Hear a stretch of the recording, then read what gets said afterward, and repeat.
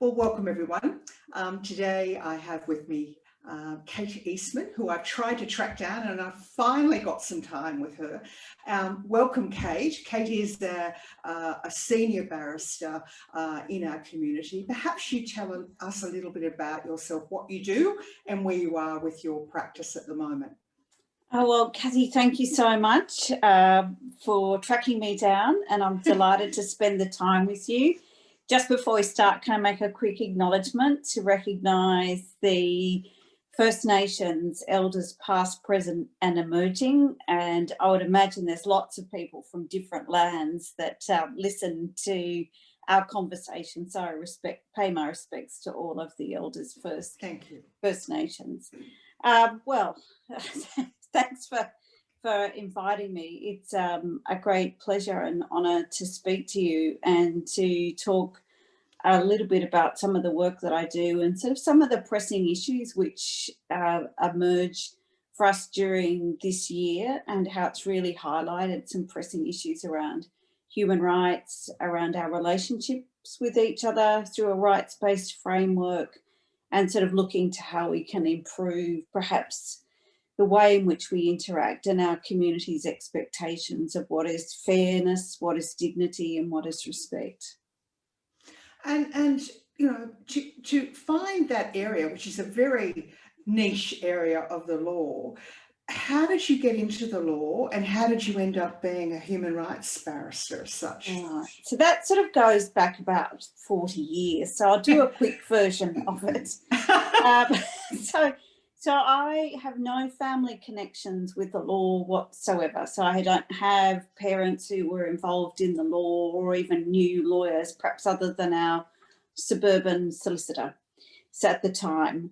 But I had at school a very sort of strong sense of social justice, and I wanted to think about how can I help people. And my father is a very eminent medical practitioner, and so I was thinking about going down that path. But I also loved learning and I loved history, and I was really interested in the social sciences as well.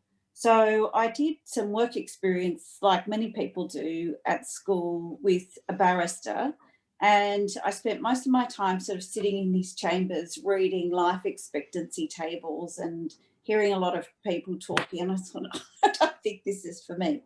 Anyway, eventually I decided that I did want to work in human rights, and I wasn't sure what that actually meant. So I went to law school hoping to study history, but also law. And then over my time in law school, that sort of passion became even stronger about human rights, because I think at law school, seeing how law works, seeing how important law is in looking at the relationship between governments and their citizens, but also looking at the interpersonal relationships, so in areas of family law and employment law, I found really interesting.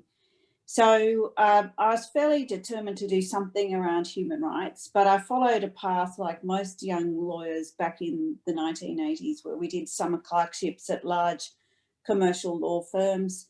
And surprisingly, I found that really interesting. And so I accepted a job with a large commercial law firm, thinking, well, I'm not sure what this is going to lead to.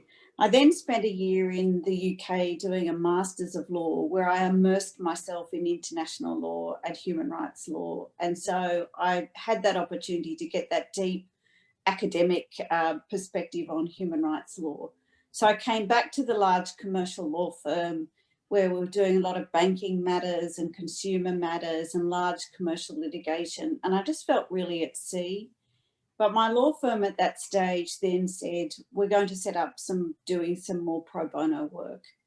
And I approached the law firm and said, could I go up to Port Hedland and do some refugee applications for the detainees up in Port Hedland?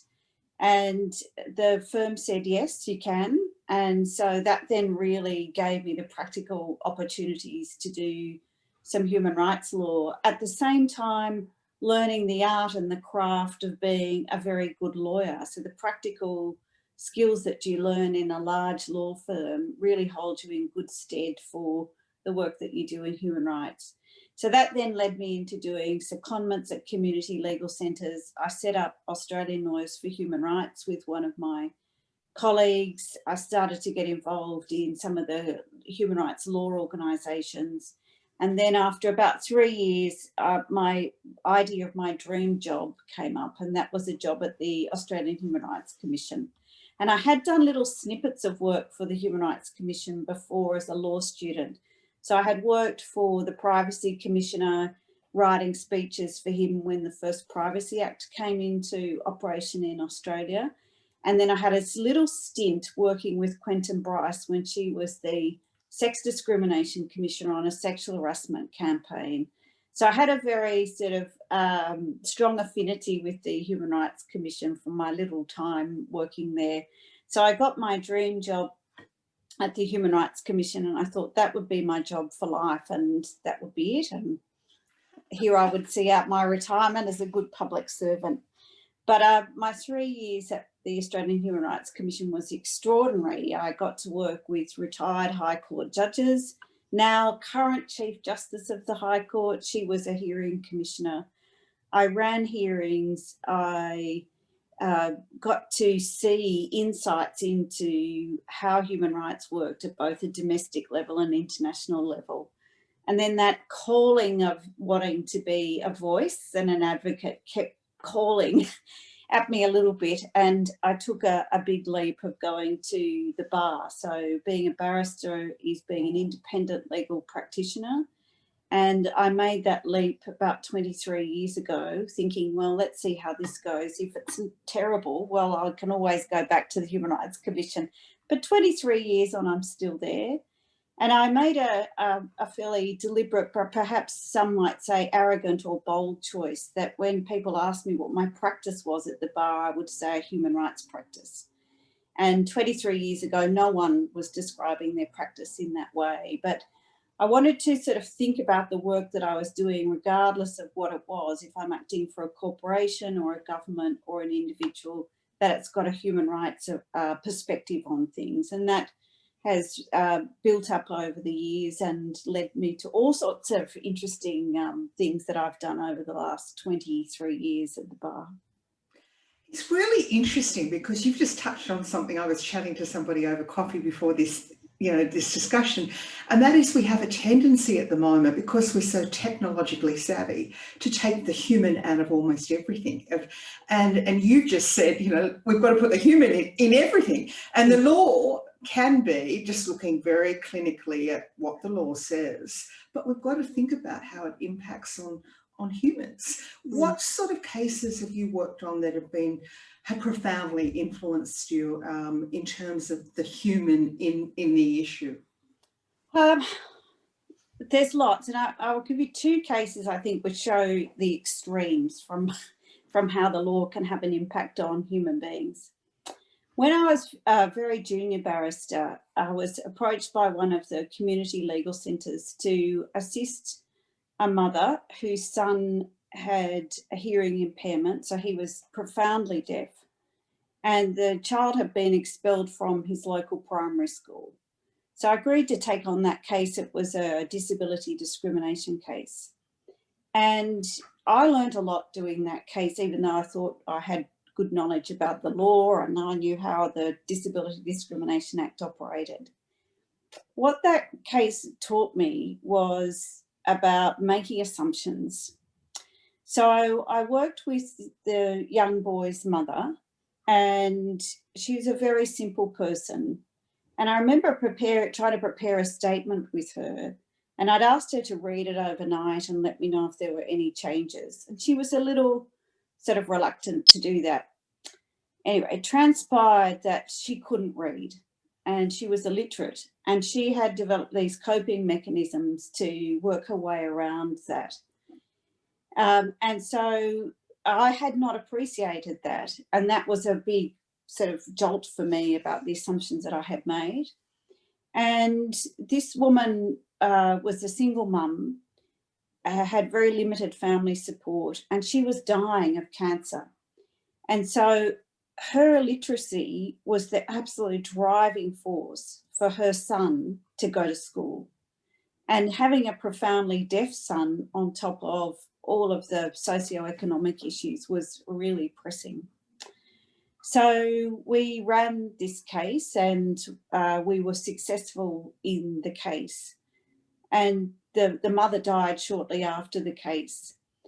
But over the years, I've kept in contact with the family, and the young boy is now a grown man, and he finished school. And so that case had a very sort of strong impact on me in terms of the assumptions that we make about basic things such as access to education and the ability to read. And this is a very simple family. So that was one case that really affected me. The other case that I found challenging and very difficult was David Hicks. So I got a call from Dan Murray, he's an American lawyer, and I won't do the accent because he'll probably hear me say I can't do it well, but everybody may, if they think of the David Hicks situation now over 10 years ago, what they may remember Dan Murray as that very sort of tall, loud American lawyer, military lawyer.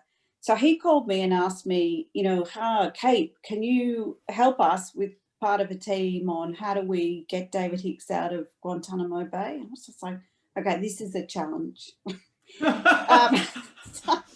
But what was interesting in that case was that perhaps at the beginning when I started working on that, David Hicks was not finding favour in the Australian public, and people had formed assumptions and judgments about him, what he was like as a person, what he was doing, and this sense, well, did he bring this upon himself?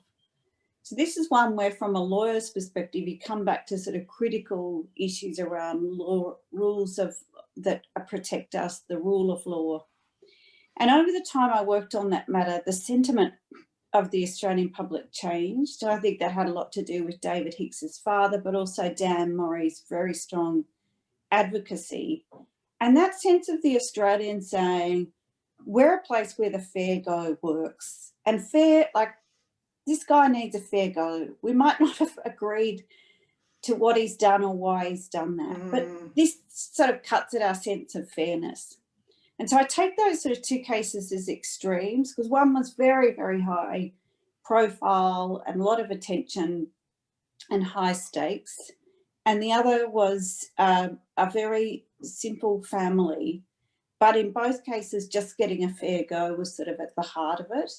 And so often when I think about human rights and people talk about human rights, you're talking very technical language, and this international right says this and this one says that. But essentially you draw these things back to human beings, to a core sense of dignity and respect.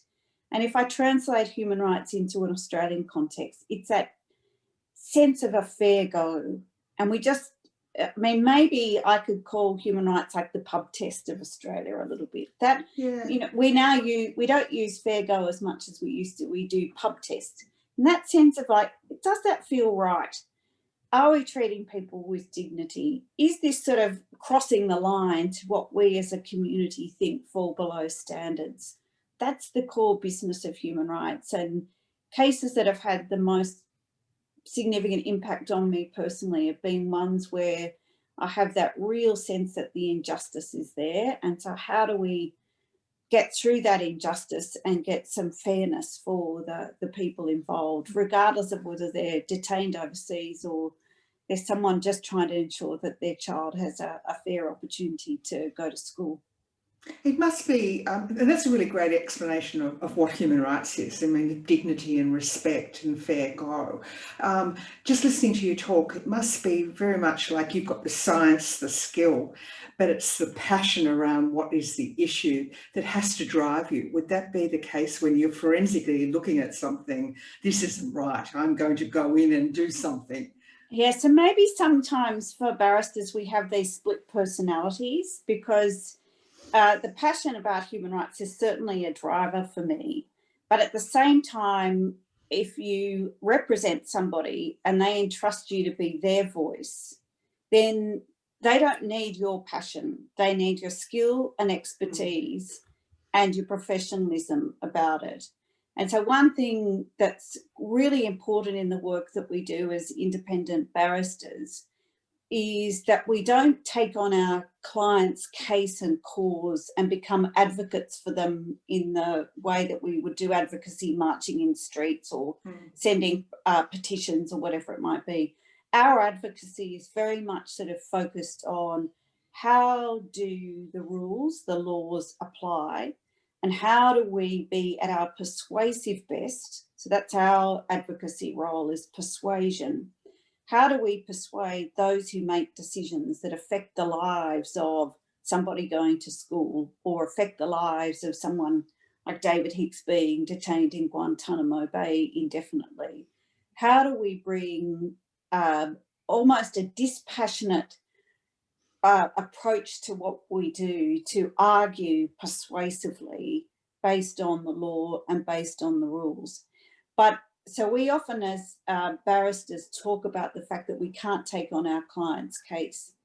But obviously we do take on our client's case because we want to get at the outcome that we think the judge or the decision makers should reach in the case. So we have often this tension of how do we ensure that the passion that we have for the issue also doesn't overcloud our ability to bring our independent professional judgment to bear. And it's really important, Kathie, for this reason, because the other thing I think, so if people did a search on me and some of the cases that I might be in, they would probably see that I've not always been on the side of the applicants. And sometimes I represent governments or corporations, and people might look at that and say, but you're acting against a human rights perspective. And I can understand from a layperson's perspective that that's the case. But there's two things happening there. One is that as barristers, we have something called a cab rank rule, which means we're a bit like a taxi. We have to take whoever comes into our cab and we have to represent them. And it's really part of this idea of not bringing personal passion and the client's cause to the work that we do, that it doesn't matter who somebody is, even if they may be considered to be a villain in the community, they're entitled to representation. And to me, that's a core human right as well, the right to a fair trial, the right to representation. And so often you will have a situation where you're representing a client whose personal views or beliefs might not align with your own whatsoever, but you don't bring a judgment on your client and you don't bring your personal values to the work that you have to do for that client. You do the best to represent them, but you represent them according to law. So the human rights framework around the law applies regardless of which side you might be on. You still have to have regard to those legal principles. And so it's a really interesting sort of area to work in where I can understand from a lay perspective, it's like, how can you represent this person or that person?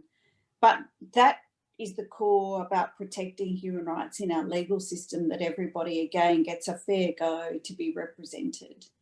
And so that passion is there, but the passion can't necessarily be the key driver, because you don't want that passion that you may have on a personal level to overshadow your ability to represent your client well, but also be at your persuasive best for the decision makers who determine the fate of our clients. Thank you for sharing that, because I think that'll help people understand, you know, the role of a barrister is to use their skill to advocate to the best of their ability within the framework of the law. Before we talk about sexual harassment and discrimination, I'd just like to do a preface of something that happened to me the other day, because I think it's a really good example of how far we've come. And this year we've had all sorts of exposés, particularly around the banks, you know, sexual harassment and pretty nasty stuff. But just leading up to Christmas, I got an email from an office supply company of all places, and it sent me some digital calendars, and appropriately on the calendars was, you know, one had a beautiful image of breathing, another had a beautiful image of relaxation, totally appropriate for this time of the year and where we're in. But it triggered a memory of me 20 years ago, standing in a party supply company. I just bought a box of pink noodles boxes for a party. Of all things, I remember the pink noodle boxes. And I walked, having paid for the noodle boxes, I walked into the factory warehouse and I gave the warehouse fellow my receipt, and he was going off into the warehouse, you know, climbing up and to get me my box. But in front of me was this massive calendar of nude ladies. And do you remember? Well, like, they used to be everywhere. They're still there, Kathie. Are they? Well, I haven't seen them in a long time, but it just made me realise, you know, I remember that. So I must have felt uncomfortable to remember that when I got a calendar. And often people don't think about those things. When a woman says she's uncomfortable at the lower end of things, she's uncomfortable. So perhaps we could talk about the legal profession, because you've done some amazing work this year in women lawyers coming out and saying we've got to improve the working conditions for women, which in effect impacts the client, because how someone's treated in the workplace does affect your productivity, does affect the outcome. So where have you got to with all of that in your summation this year? So it's been a really interesting year for looking at sexual harassment, primarily for two reasons. One is that Kate Jenkins, who's the Federal Sex Discrimination Commissioner, released her Respect at Work report on the 5th of March. So it was released so close to all of the COVID shutdown. It's a very significant report, and there were a very large number of submissions made to that report, including by the peak legal bodies and lots of women lawyers who saw this as an opportunity to say, outside our own legal community, but to this national inquiry, here's what's happening in the law. So that occurred. Then the next thing that occurred, and my email box exploded at about 4:45 p.m. on the 22nd of June. And that was the public revelations that the High Court had commissioned an independent investigation into the conduct of one of the former judges of the court in relation to alleged sexual harassment concerning a number of women associates. Now, the judge concerned, through his lawyers, has issued the denial, but the High Court Chief Justice released a statement saying that the investigation had found those complaints substantiated. And the court, interestingly, said this. The Chief Justice said that she was ashamed, as were the other justices of the court, that such conduct could occur at the High Court. And she also said sexual harassment should not occur in any workplace. It should be a safe workplace for all women. And she mentioned that the court would be committed to ensuring that events like this never happened again. So for the legal community, that was just a shockwave.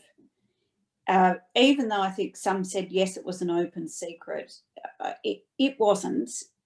And for those of us in the legal community, a High Court judge is about as high as you can go. It's the top of the tree in the legal profession. And we hold our judges, particularly our High Court judges, as the highest level judges, we revere them. We hold our trust in the rule of law in them.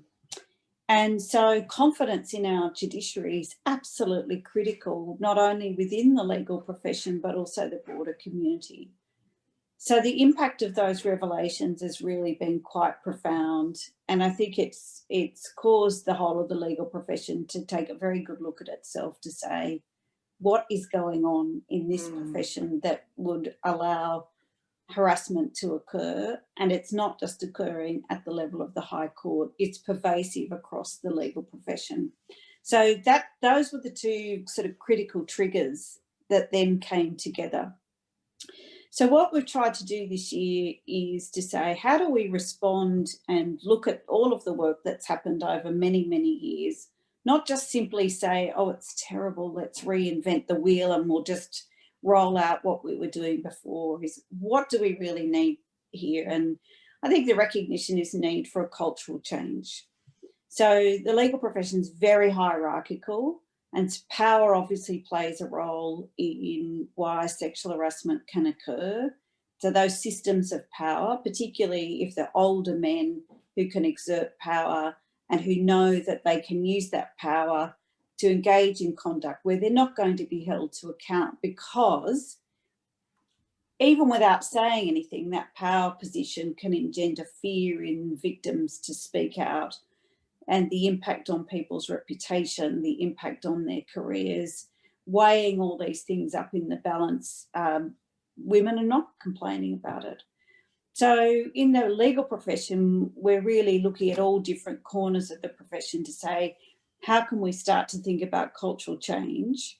How do we empower our bystanders? So that's the men and women who know about sexual harassment, know who the usual suspects are, know who the victims are, to be able to better support victims and to be able to have the strength to call out conduct when they see it. And really asking what type of professions do we want in the future, particularly as the legal profession is becoming more and more feminised. Yeah. The majority of our solicitors now are women, and they are younger women, and over time they will be the leaders and the power force in the profession in the next 15 to 20 years.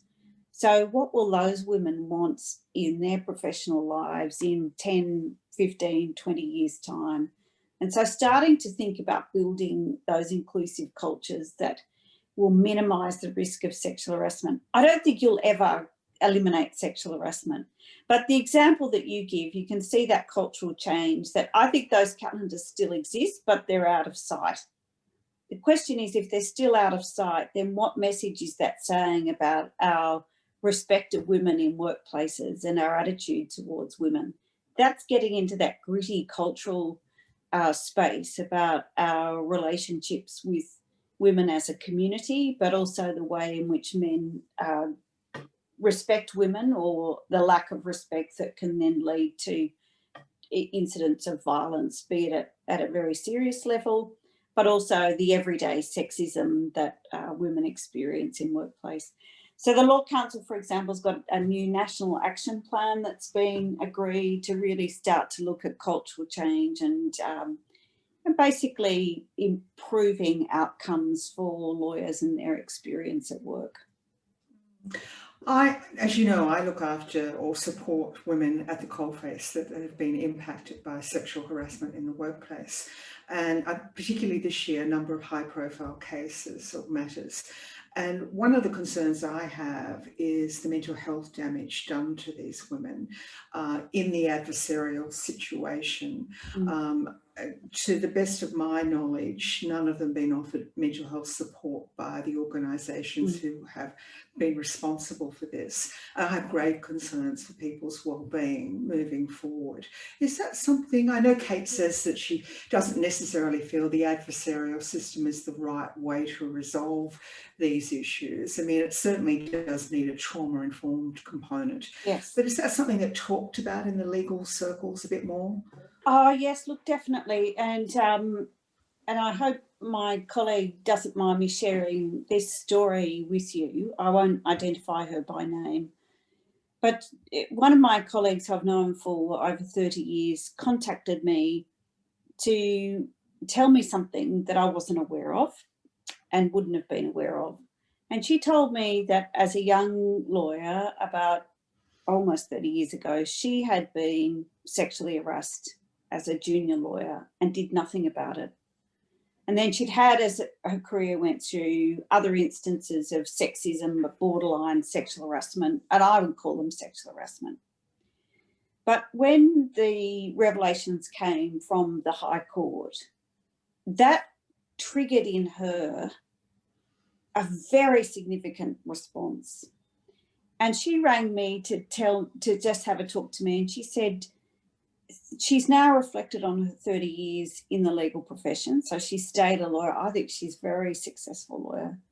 But she said this: I don't know what sort of lawyer I could have been, and I don't even know what sort of woman I could have been because of this harassment. And I had written a little piece for the Law Society Journal on shame, because my experience working often with women who've been sexually harassed is they hold a shame that this has occurred to them. And so I think for my friend and colleague, this was a trigger for her in this sense of who I could have been, was a recognition that she was holding shame that wasn't hers to hold. And she didn't need to hold that. But this is her way of saying this has been the impact of her for sexual harassment on the long term. And I think often we overlook the long-term scarring of sexual harassment. And often when we respond to sexual harassment, we look at this immediate thing. So somebody says, right, well, I'm reporting the harassment. So suddenly you've reported it. And if you're brave enough to report it, you're then in a system where you have to give an account of your story. And then the other person has to have their version of events told. And then you then have to respond to that. And then you might have to go to a conciliation, or then you go to a hearing. And so sometimes when we think about support for victims, we think about that immediate support for them while they're going through a process, a legal process or a complaints-based process if it's at a workplace. But what we haven't really reflected on is how that scarring will occur over the course of a woman's professional life. And my friend has written about this experience, and I've encouraged her to get that published. But also that's really made me reflect on the long-term impact of experiencing this type of trauma. And so I agree with you that often the response to sexual harassment is, how do we have better complaints processes? So we're putting women who are the victims through a process where they have to initiate the complaint, and they then have to be re-traumatised in a complaints process with no guarantee that they're actually going to be believed at the end. And the end, in terms of our current legal system with the rights and the remedies for sexual harassment, usually ends up in a payment of some compensation and a sense of personal vindication, but at what cost? And so I think looking at ways of supporting any victims of violence, including victims of sexual harassment, is a really important part of the cultural change.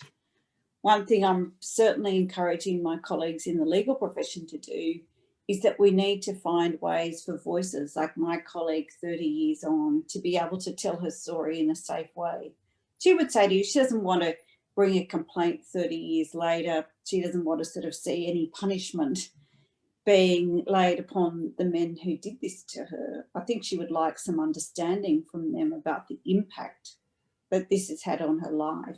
But that's how significant it is this questioning of who I could have been and what I could have done if these things had not happened to me. Mm-hmm. So I just want to say to our listeners, first of all, this has gone to become quite an emotional discussion. So I will put up some help numbers for people that may need support. But I also just want to overlay this conversation with what we do in our chaplaincy. One of the most destructive emotions anyone can feel is shame.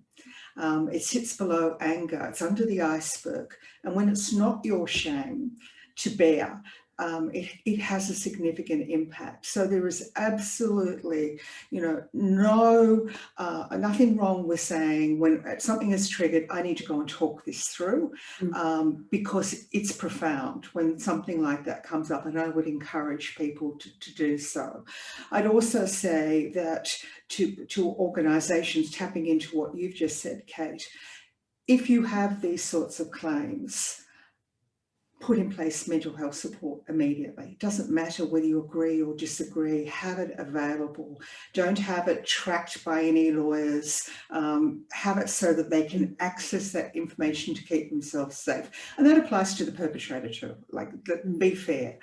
That's true, Kathie. I think I agree with that. And I've acted for men who've been alleged to have engaged in sexual harassment. And not all men who face those allegations meet a stereotypical villain. And often it can be very traumatic to be on the other side of the allegations, particularly if the incidents have arisen because of misunderstanding or mismessages or miscommunication. And so it can be devastating for everybody. And that shame is also very significant because we use shame, and people talk about shaming the perpetrators. And if that's our mode of dealing with sexual harassment, is to deliberately use shame as a tactic, it's not actually helping the victims at all. It's reinforcing the power and the destructiveness that shame can do. I would love for us to think of different and better ways outside a shaming framework for both victims and perpetrators. I'm not excusing the perpetrator's conduct at all. Perpetrators need to take a good look at themselves and ask why it occurred. But simply shaming the perpetrators and not supporting perpetrators as well in understanding is not allowing us as a profession and as a community to take collective responsibility. That's the powerful message that the Chief Justice gave us. The shame is the organisation and the systems and the professions that have allowed this to occur. The shame is held by that group, not the perpetrator, and most importantly, never the victim. Absolutely. Well, what a wonderful conversation. So as we wrap this up, and I ask everyone two last questions, because we call these conversations in the spirit of things, which is really, we've spoken about the spirit of the law. And the two questions I ask people are, what does spirituality mean to you? And for many people, it means connecting the universe, Mother Nature, all sorts of things. And the second question is, how do you take good self-care of yourself? And given what you do, Kate, I should imagine that's a pretty high priority, because some of the matters would be pretty emotionally intense, regardless if you're forensically trying to narrow into the issue. Well, on the first thing, I went to a all-girls Catholic school and in a very Catholic family. And so looking at Catholicism in different ways has been a part of my life. And I was very fortunate and blessed to meet my husband, who spent many years living in India, studying spirituality in terms of Asian religions. And so living with him for almost 2 decades has given me a really interesting perspective on different ways of thinking and looking at spirituality. So I'm very interested in understanding spiritual and cultural beliefs, and often the intersection between both. And I've always approached matters, I think, coming out of the days when at school you were a Protestant or a Catholic, is having a better sense of respect for all religions without forming judgments about those religions. And part of that, I think, is the work that I do and my approach to human rights. The right to thought, conscience and beliefs are very important human rights, but like with all human rights, there are going to be limitations from time to time that respect other people's human rights. So in that respect, I'm very interested in issues of spirituality, but I probably look at them through a human rights lens, not of absolutism. And the other aspect to the spirituality is to understand respect and dignity. But for me, listening is important, and it's listening to understand, not listening to respond or to argue. So that may seem somewhat as a contradiction to what I do on a day-to-day basis. So I like to listen to understand. For myself, I probably am nowhere near as good as I should be on those things. But Kathie, mine is this. It's going to Bunnings on a Sunday morning, buying plants and manure and bringing both the metaphorical manure and the actual manure, and taking my garden and immersing myself into the garden, where I can switch my brain off but just be in the earth, and out of even the bad, even out of the manure, good things can grow. So I use the metaphor of the sort of compost of life, that the bad goes in and it can be recycled if mixed with some good, and good things can grow out of that. So I'm very passionate about my garden, and for me that gives me literally a sense of being grounded, but it balances me out for the end of a week and the beginning of a new week, and nothing makes me more excited than finding some new unusual little plant or something a bit happening in a corner of the garden that I'd overlooked. So for me, that's my driver, as well as just the enormous support that I have from my husband and partner, and my ever challenging but fascinating 16-year-old daughter. Well, Kate, what a great conversation. Thank you so much. And I hope you'll come back in a very different 2021 and have a chat to us, as a bit of an update. But thank you for sharing with us today. It's a pleasure. Thank you, Kathie.